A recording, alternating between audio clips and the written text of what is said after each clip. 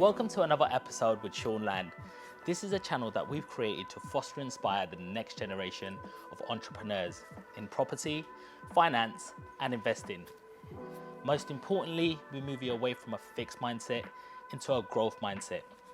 I've gone on a journey myself where I've done normal jobs, going into FTSE 100 companies and setting up various companies myself. I've got a £10 million property portfolio today, but what I like to do is share guests and want you to be in a room where we share the same sort of conversations to listen to high profile guests. Today, I have an absolute gem of a guest for you.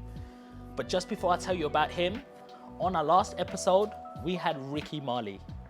He's somebody who started in a carpet shop, who ended up having his own company and also building up a £10 million property portfolio. What I found with him was his mindset. He ended up doing a paper round job from contributing to home bills, which I believe set him up for success. So if you haven't seen that one, guys, go to the last episode and have a look. So today we have Jason Patterson. Jason, welcome to the show. Thank you for inviting me. More than welcome. This gentleman here shows so much love on social media. How long have you been around on social media, Jason? About 2 years now, because I'm not really a social media person, but people like Ricky and my friend Frank, oh Jay, you have to get on Instagram, you have to get on TikTok, you have to get on this. I'm like, no, I don't. Then after a while, during lockdown 1, I thought, you know what, let me just start going onto it, because just to keep busy, because you get bored after a while. And now I kind of quite like it. You got the hang of it? Yeah. Oh, not fully, but slowly getting there. Yes, nice. Well, I'm the new guy on the block, but Jason shows so much love and support. He's always dropping a comment or a like, and it shows how humble you are, you know? Yeah, cool. One big family. I believe that everyone, if you put out good content, informative content, there's obviously an audience for it. So the youngsters, or even the ones that are a bit older and want to get into property or want to learn, then that's another avenue for them to actually learn something from. So Definitely. That's the way everyone is communicating nowadays. I really want to know. I know loads about you, but you know, some of our audience may not know. And before we go on the business side of things, I'm really all about mindset, and I want to know, who is Jason Patterson? Where did you start?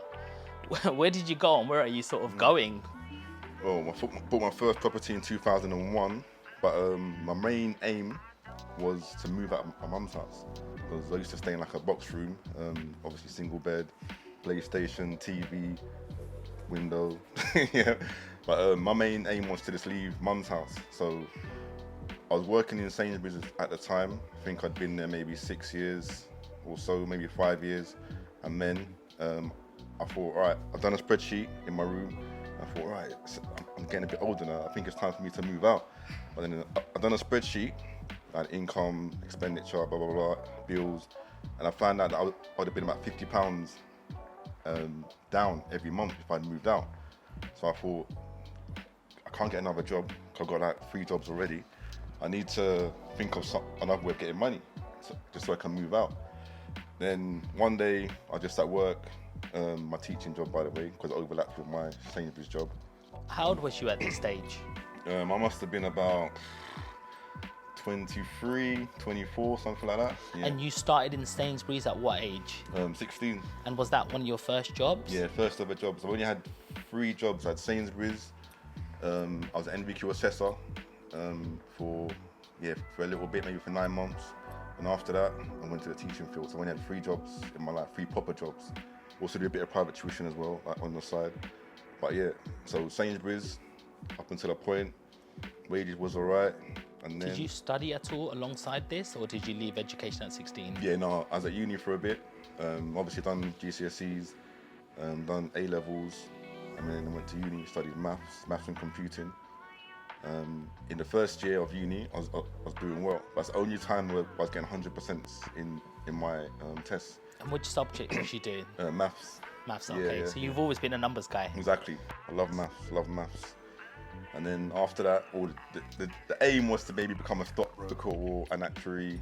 We work in insurance, but obviously you get, I don't even know, you get sidetracked. Yeah. So one day my friend asked me, oh, you're doing a maths degree, can you come and help and tutor my sisters for me? They're doing the GCSEs, so I thought, yeah, this would be easy. So I started helping them with the GCSE maths. I mean, they done well. One of them's got a PhD now, still speak to them now. Wow. One of them got a master's, so they're more qualified than me. Yeah. But then after that, I got referred to quite a few different people for private tuition. So, oh yeah, you're doing private tuition in maths. Can you help my daughter? Can you help my son? And then before you know it, I had 10, 12, 13, 14 clients just from referrals alone. So I was there doing private tuition, get a Sainsbury's, and I thought, you know what, this teaching thing is not too bad. So after that, I started to digress into the teaching field. I mean, I found out that I like helping people. Sure. So so you started off, so your main body was working in a normal company such as Sainsbury's, Yeah. and then your side hustle was your consultations, teaching on the side. Exactly. You know, so extra money coming in. So maybe you was you saving that money aside? Yeah, I saved some of it. Obviously, went on a few boys' holidays to like Napa and Southport weekenders, etc., etc. So it was nice. You have to enjoy it. But then I was kind of disciplined with my money as well, because like I said, after a while, I wanted to move out of mum's house. And then, so I started saving, obviously taking the bus for a bit, got my first car, Vauxhall Corsa. Then I bought the BM E36 silver ones on my Instagram account. It was nice. But then after a while, you're thinking, wait, you can't keep on buying cars all your life. And Yes. I used to move out of mum's house. Yes. So like I said, done a spreadsheet, and I calculated that if I'd moved out, got a mortgage, bills, gas, electric, car insurance, I'd have been like £50 down every month. So imagine you get a flat tire or you want to go on holiday. I'd be in trouble. So I needed to think of another way of making money in order for me to move out. So this is where the property came into it. So like I said, I was at work one day, just sitting there. This is a teaching job, by the way. Said to myself, I'm gonna have to work for the next 40 to 45 years before I can like relax, start to enjoy life. There must be another way. So it's either gonna be start a business, or get stocks and shares, or go into property. And then luckily one of my colleagues schooled me a bit on property while I was there. And then from then I got my first rental property, rented it out. I can't remember, like 550, 600 pounds a month. How much deposit did you need to get your first property? Then I put down about 7.5%. Yeah, so I saved up about roughly about 8-9 grand in total. Because the first one I bought for 100,000. Sorry, 70,000. When I put down a deposit and then rented that one out, and I thought, yeah, this is all right. Still living at home. I got surplus income coming in. So I got 3 incomes, well, actually now 4 incomes because of the property there as well. So Sainsbury's, bit of private tuition, the teaching job, and the property. Wow. So I thought, this is all right. So kept on stacking. Didn't buy any cars after that, yeah, for a little bit. And then I managed to, one day I was watching the BBC News actually, at home, mum's house, and then house prices have risen by 17%. So I thought, oh, this sounds all right. But at the time, it didn't mean nothing to me. So I spoke to a few people and I met this guy called AJ, who's a mortgage broker. And then he just said to me, yeah, that you know, Jason, that you can pull that money out. I was like, really? Like, what do you mean pull it out? Your property that you bought for 70,000 is no longer worth 70,000. It's worth like 115, 120,000. Wow. You can pull out maybe 30 grand out of that. So I was like, oh, okay, I didn't know that. So I pulled that out, yeah. And then I also had some savings there because I was killing the overtime at Sainsbury's as well as having a full-time job. So all this income was coming in.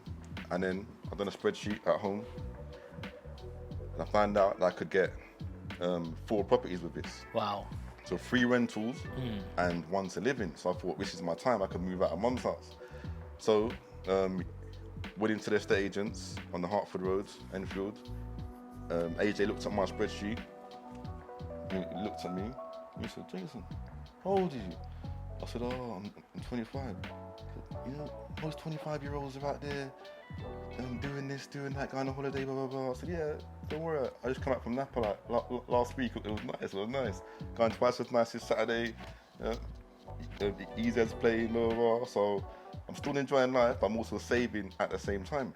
Yes. So he looked at it, and then he said, yeah, you can get separate mortgages on these.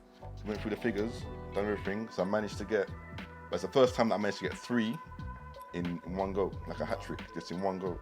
Yeah. I mean, the one that I lived in comes slightly afterwards, but 3 in one go. And then after those 3, I more or less matched my full-time wages at the college. So I thought, this is nice. I've got get an extra £2 a month coming in. Got roughly £2 a month from my teaching job. Still doing my overtime in Sainsbury's. Bit of private tuition, rental income coming in. So things were starting to develop and grow when I can afford to move out as well. So that's what I did. I moved out, and then just starts to scale from there. Yeah. What I'm hearing, Jason, is someone who's very focused and determined, who knows a little bit about balance, because you're still having fun along the journey, but you're knowing how much fun to have and how for it to not affect your normal lifestyle in terms of your goals and aspirations. And I think a lot of people don't get that balance right. What do you think it was that made you so focused and kept you so hardworking? Because to be honest, 90% of the population is not like that. They just want material items. They want to impress people.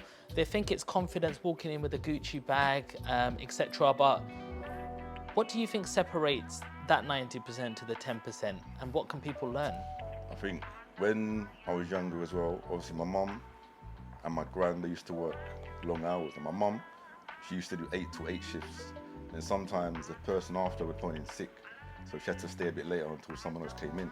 So I used to see these, mum and my gran, and my granddad before that, working hard, some serious long hours. So when you see that, you're thinking, oh, that's the way to go, where you just put in the work, basically. So that's why probably in Sainsbury's, I used to kill the overtime in different departments. So I guess it was normal for you. Yeah, exactly. Because they did it, so why can't you do it? Yeah, so you learn. So you got your elders there, and then they lead by example. So whether it's rightly or wrongly, I just followed them and their methods in terms of working hard. So I was making the money, but so I started like £3.28 an hour from Sainsbury's, but still making the money and then stacking it and saving it. And my grad used to say to me, oh, get some jars, like some jam jars, and then putting 1 pence in that one, 2 pence in that one, 5 pence in that one, 20 pence in that one, and then just leave them. And then after a while, they stack up. And before you know it, you got £500 in one, £200 in one, £150 in one. So all the little things, like saving techniques. I mean, after that, I use that money to obviously. What I'm hearing, Jason, is you've been very good at budgeting. I hear a spreadsheet, so you know all your incomes, all your outgoings, all your expenses, and then also all these different pots that you're setting up. So a lot of people are unaware that you can save for multiple things at different points. Yeah. You know, you can save for short-term items, medium-term items, long-term items. Long-term items are things like houses. So maybe you want to portion the large amount of the money that you have into your long-term goals. Yeah. And you can see in the formula that if you do divert that large income or savings into the short-term items, such as your Gucci bags and Hugo Bosses, etc., it's going to take you longer, or you won't not even get to your long-term goals. Exactly. So, but that's another thing, because if you want to have nice things in life, when I was younger, I didn't have nice things in life. But if you want to buy them, don't just buy them without nothing behind you. So what you can do, maybe buy 2, 3, 4 properties, whatever it may be, and then you use the rental income from that to purchase your luxury items. Yeah, whether it be a watch, Armani this, or Gucci that, or Versace that. At least the following month, you know there's more income coming in. Don't just buy it and then there's nothing to help replace that money. You know, I'm gonna say it's sustainable. Some people might have a big Range Rover and they live in a council house or house association. It doesn't make sense to me. I'd rather have a house first and then use a rental income to pay for the car payments. And then after that, once the car payments have finished, then that income's yours now, isn't it? After you pay off for the car. So what I'm hearing is go and take your earned income, put it into assets to then create passive income to then fund your lifestyle. Correct. You know, so your assets out there are also not just producing your income, but as Jason's just said, it enabled him to buy him 3 more property just with the capital appreciation. And that's the beauty of having assets. I mean, they grow in value. They're outside the money system. They're outside the fiat currency system. So when things like we're in an environment right now of inflation, the value of money is going down. So you need more of this money to buy assets. That's it. So this is where we get the double bubble. Yeah. And you can end up driving a Bentley. That's worth it. It's definitely worth it. Definitely. Yeah. Jason, what I'd like to ask you first of all is your first experience of work at Sainsbury's, or did you have any other little young hustles or things that you had to do for your parents? All right. Technically, in school, I used to get £1 pocket money a day from my mum. But then sometimes I had to leave because she had work at 8. And to be there for 8, should I say. School starts a bit later than 8. So I had to make my own breakfast, all that kind of stuff. When I was like year 4, year 5. And then go to school by myself. But nowadays, I think it's not allowed, is it? Maybe. but That's yeah. child abuse. yeah. But she had to work. She had to pay the bills. And then, so what I used to do, sometimes I had that £1, and then I make it go far. So sometimes I'd save up a little bit, but it depends how much money I had in the jars as well. The 1 pence, 2 pences. I would buy like a can of Coke, like 6-pack, and then I'd go into school, rucksack. And then I'd sell 4 of them or 5 of them for 50 pence each. Okay. Yeah. So that £1 made £1.50. So I doubled my money and more. And then I also had a can of Coke for myself, which was all right. So I used that. So then I started doing that. Then competition came in, and I moved over a little bit into like crisps as well. Give you a can of Coke, packet of crisps for this amount. And then I started making a lot of money from that as well. So it was good. And then I moved into CDs, which I shouldn't be saying anyway, but I had a guy called Ash down in Edmonton who got all the American stuff over from America, like before it came out over here, before R Price and Virgin and all them other stores had it. And then he used to bring the CDs over, and then he said, yeah, Jay, I got this new one for you, like Twice as Nice with a new, should be saying this, R. Kelly or Jodeci or blah, blah, blah. I mean, I'd make some copies of them, and then I'd sell them on. So I sell them for like a £5 or something. So basically I buy them off him for a £5, for £10, and then I sold them for like a £5 each. So I'm making like 5 or 10 copies of that Jodeci album or something to people in school. I made my £10 back plus £60, £70 profit more on top of that. So I started to move over that. So it's wheeling and dealing basically.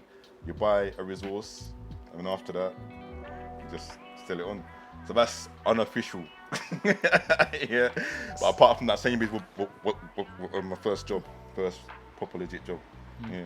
I'm a great believer in mindset, and I believe it starts all from the seed, right from the start, and the quicker you have these thoughts in your mind about how do I make money, how do I become successful, how can I support myself, I think it's like the creating the foundation blocks, and then it goes to potatoes, to, other assets, until you get to the houses, and it's no different.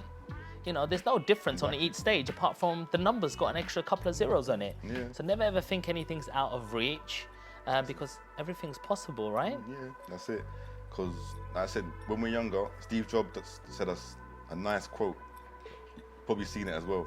He said, when you see everything around us, like the big shots and the big corporations and et cetera, these corporations and these enterprises were built by people just like me and you, yeah, just like me and you. They just worked hard at it, or had the connections, or had a bit of fortune, or a bit of capital behind them, someone to back them.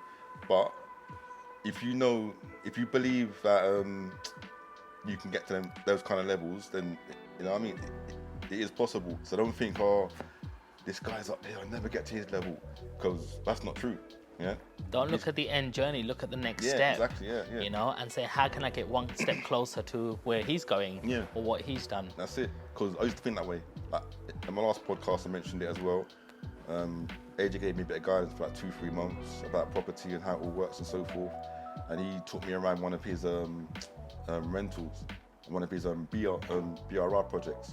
He said, yeah, Jason, this BRR project just bought me my new Mercedes. I was fascinated, thinking, oh, this guy is so he's smart. I didn't know he could do all of this and all. But he gave me a bit of insight and a bit of guidance. He retired again for the 4th time. He's got loads of properties and so forth. And then he retired. And then like I said before in last podcast, I saw him in my area, like walking towards the gym. Like this guy would just come towards me. He walked past me, I looked at him, and I was like, "Hey Jay," Jason.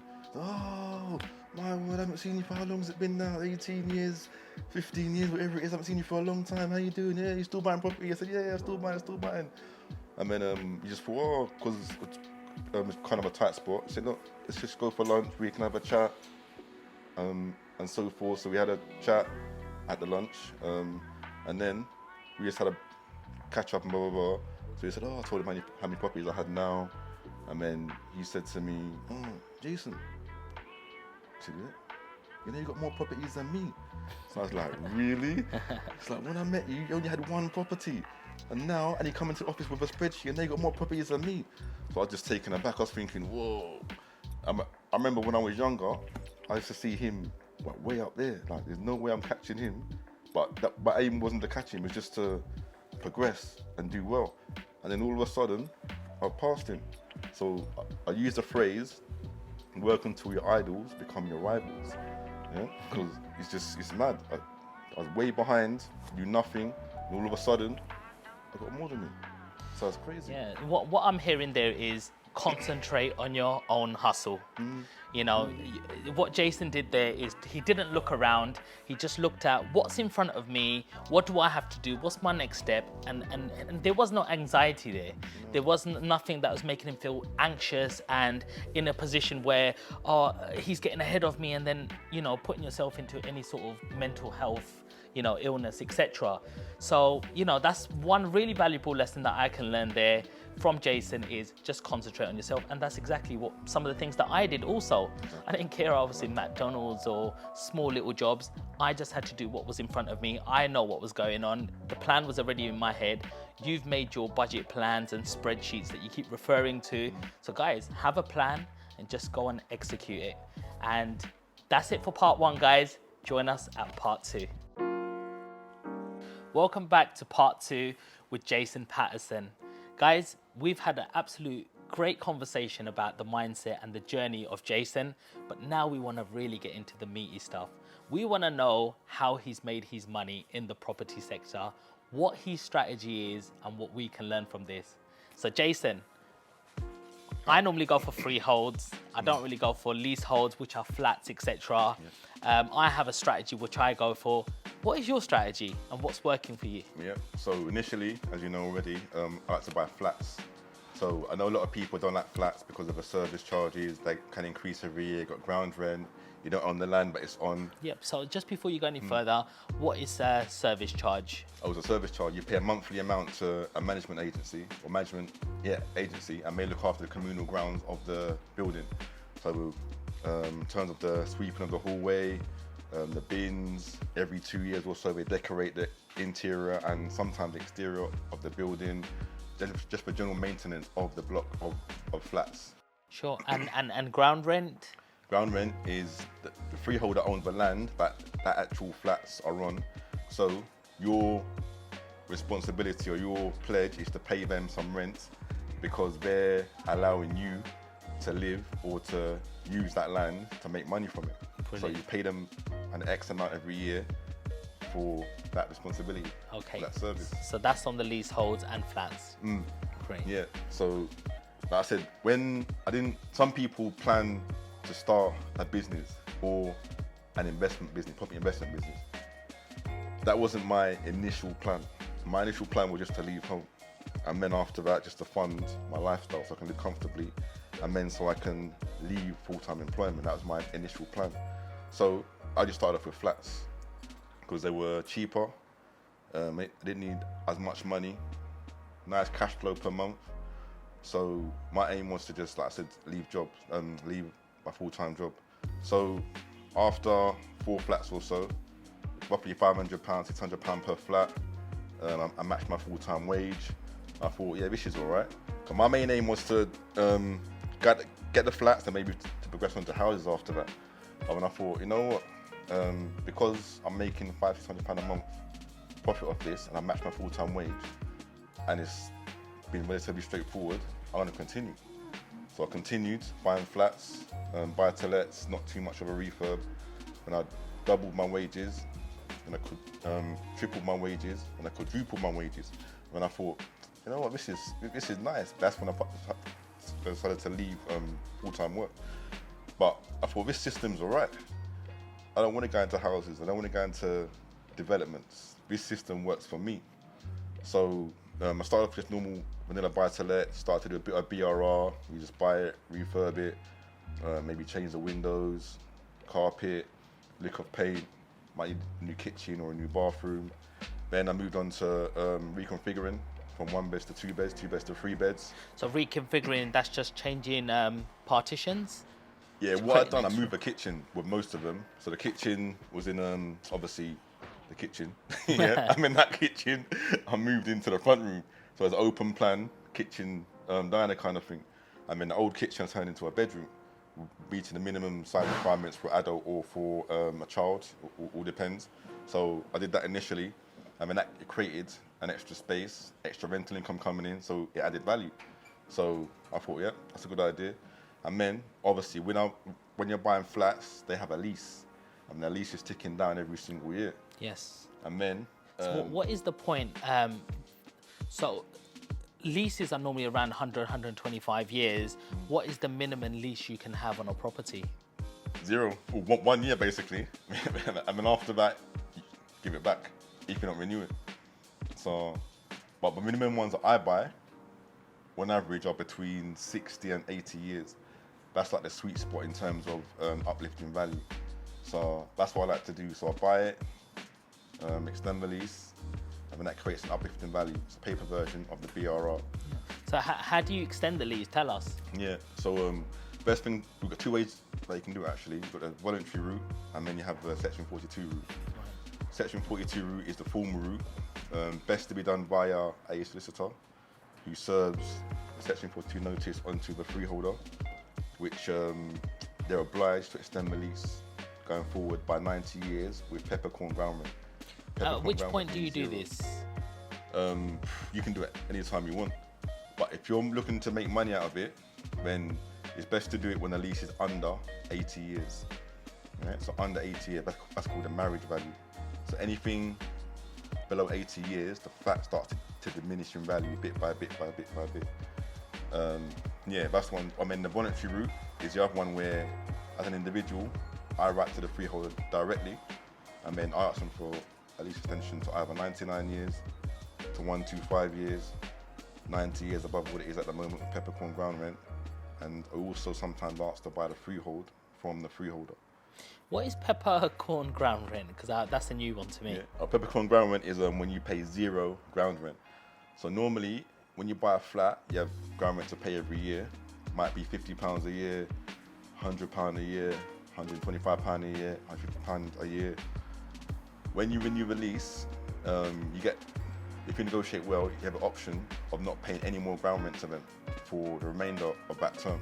Wow. Yeah. So the law changed on the 30th of June 2022, whereby any new lease renewal, peppercorn ground rent must be included as part of that deal. Wow. Yeah. That's quite big. Yeah. So that's just the extension part of it. So I'll give you an example. So say you've got a lease for 60 years left. You write to the freeholder, or I write to the freeholder and say, yeah, can I have a lease extension? And then they'll say, yeah, I'm going to give you 90 years above what it is now with peppercorn ground rent. Now, what some of them might try and do is say to you, we're giving you peppercorn ground rent for those 90 years, but for the 60 years that's there already, we want you to still pay £100 a year. Yeah, that's what they're going to try and say to some of them. But the way I negotiated before the 30th of June and after still, 30th of June, is I want peppercorn ground rent from the start of a new lease. So for about 60 years, plus for 90 years, is 150 years. But I want peppercorn ground rent from day one, not from 60 years' time when the old lease runs out. Right. Yeah, so that's what I've been doing going forward. Right. It's worked out well. And then also, I've bought some of the freeholds for converted flats. There used to be a house. I mean, I've got the downstairs flat. Someone else has an upstairs flat. The lease has been running down. So I wrote to the freeholder. I said to them, look, can I have a lease extension quote, and a little cheeky if you'd be willing to sell me the freehold. So 5 times they've come back to me and said, yep, we're willing to sell you the freehold. Mr. Patterson has shown an interest in purchasing the freehold. Would you be interested in going halves with the master plan upstairs, section 10? You've got to tell the other leaseholders that the lease could potentially be sold, or freehold could be sold. And then sometimes they've gone halves with me because they're on the flat upstairs, on the flat downstairs. So they've gone in half, 50-50. We bought the freehold from the freeholder. So you've got the options to do whatever you want to the building, apply to go up into the loft or extend now, or anything you want. We own the freehold now. Sometimes, a couple of times, they didn't want to buy it, the freehold, or they didn't have the cash. So I bought the freehold for the whole building. Now, the lease for upstairs, for example, is still quite low, 70 plus years. So eventually they're gonna have to come to me now to extend the lease. And then they're gonna pay me a premium to extend the lease, whether it's 15 grand, 20 grand, 25 grand, I'll get my lump sum to extend the lease for them. So there are different ways of doing it. What do you think are better? Houses that are converted into like 2 flats, for example, downstairs, upstairs, or purpose-built flats, or new builds? Houses that have been converted straight away. There's no service charge generally, just building insurance and ground rent. So that service charge, depending on where you are in the country, might cost you £100, £120 a month. That can be your profit now, basically, if you own, if there's no service charge. I've more or less evolved, basically. Like I was saying, from buy-to-let over to BRR, over to reconfiguring, and to short leases. Yeah. So I've just evolved over the period of time. I'm not sure if I'll go into developments or not, but because when you get an X amount of income coming in, there's no need to maybe stretch yourself and put yourself under so much pressure to do extra, like for no reason.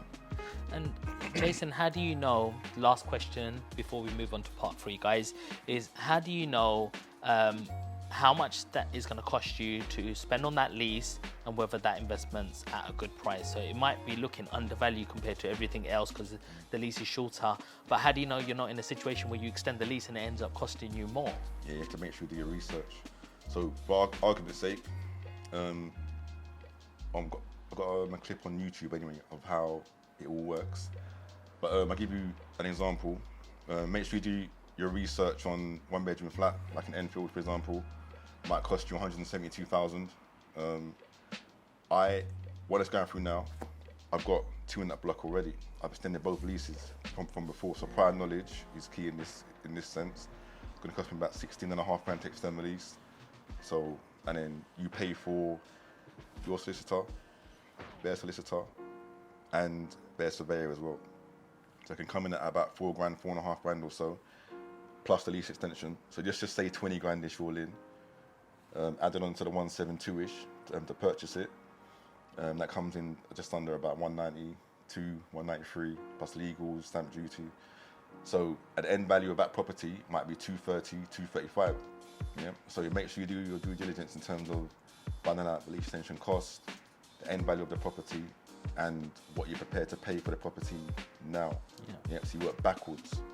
And has this ever bited you back, like in terms of what's been your worst experience in this situation, doing a deal like this? What's the worst can it get? The worst is not really that bad. I bought one and the lease extension premium, which I knew was a certain amount, I think it was about 15, 16 grand from what I calculated.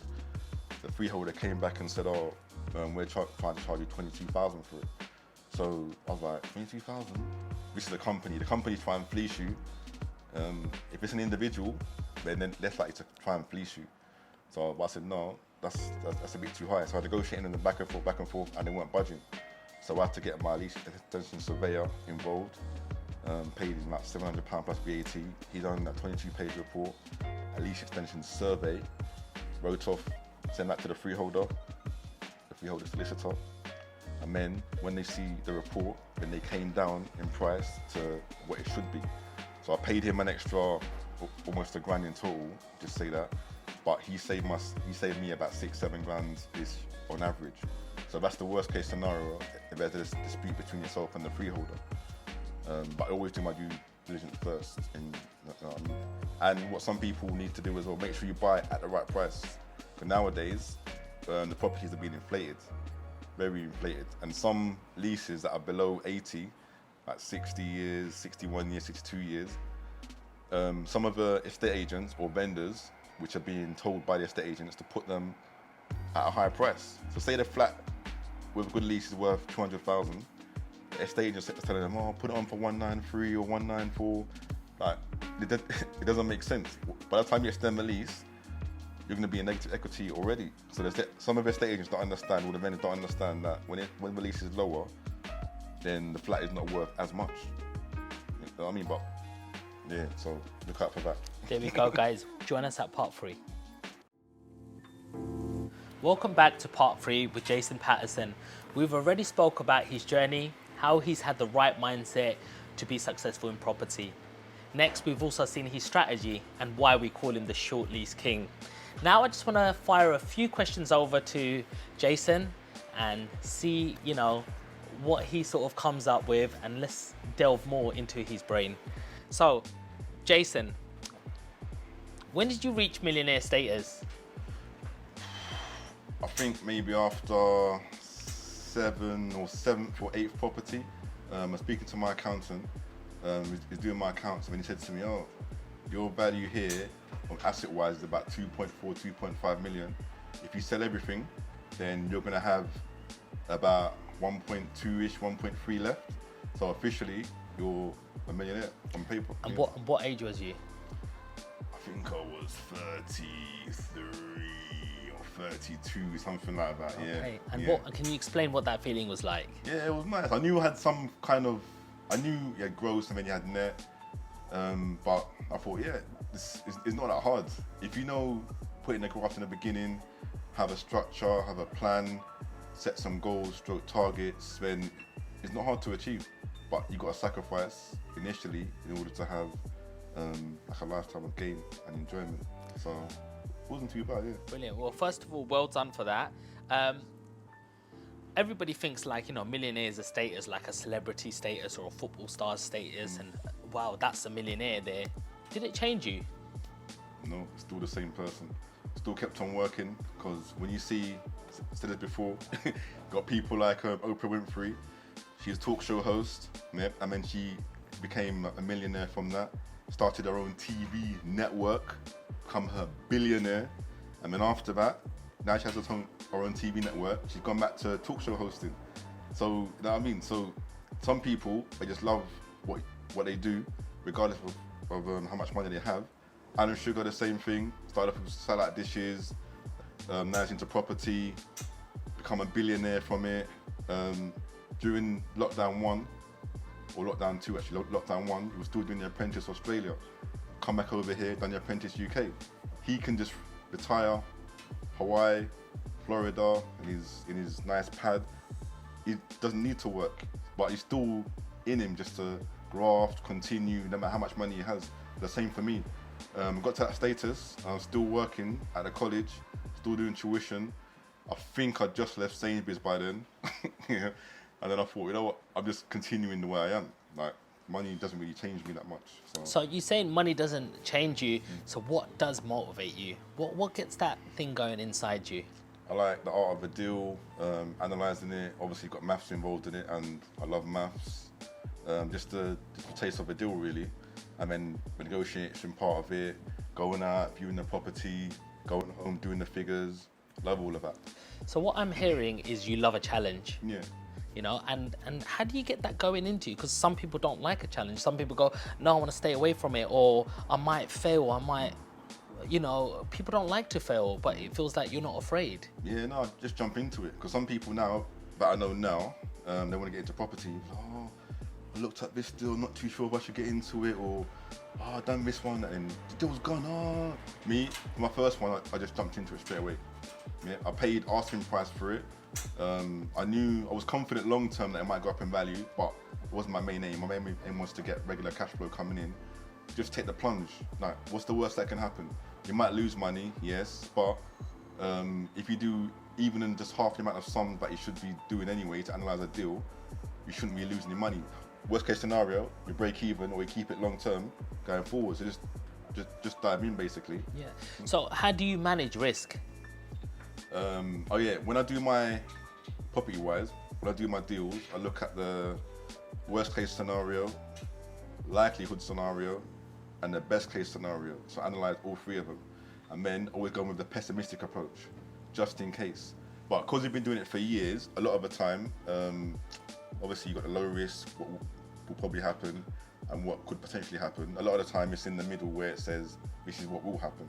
So that comes with experience, with time, analysing the deal, make sure you do your proper research. Don't go in willy-nilly, lease might be this much or roughly this much. Do your due diligence, yes, do all the research properly. People say it's really hard to get into property right now. Property prices have increased, etc.